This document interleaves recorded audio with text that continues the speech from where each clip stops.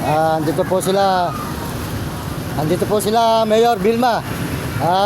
Ito, mga ito, kanina yung kanilang kagawad at kapitan. Kayo, huwag kayong video ng video sa mga tao ha. Huwag niyong ginagamit ang mahihirap ha. Yan po yung barangay tanod dito sa telepono natin pinuntahan. Ito, Mayor Vilma. Pakikita ko sa inyo yung barangay tanod ng dalawa na nagpicture kanina. Ayan. Ito yung dalawa, Mayor Vilma. Ito yung dalawa. Huwag kayong picture ng picture sa tao, mga mahihirap, gagamitin nyo. Barangay tanod na kayo. Huwag nyo ginagamit ang mahihirap sa mga cellphone ha.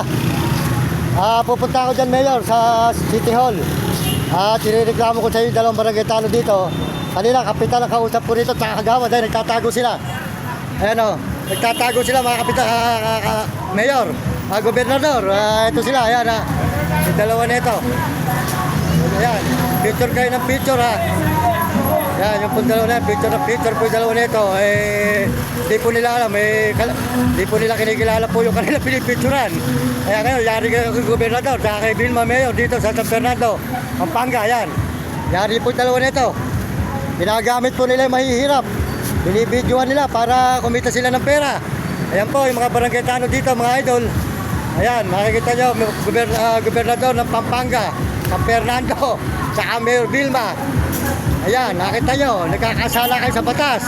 Barangay tanod pa naman kayo kung tawagin. Kilala ko ng mga pulis dito, baka hindi nyo alam.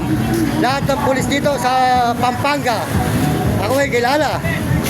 Ayan, kaya mamumblema kayo sa akin ngayon. Sabihin mo sa kapitan mo, mamumblema kayo. Yan ang magiging problema ninyo.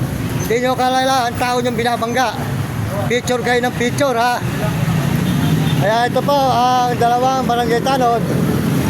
At patatawag po natin yung kapitan nila para ito po ay ginagamit nila ang mahihirap, binibidyohan nila para kumita sila ng pera. Ayan, yung dalawang barangay tanod. Ayan, ayan, ito po, pupunta na lang po tayo sa munisipyo.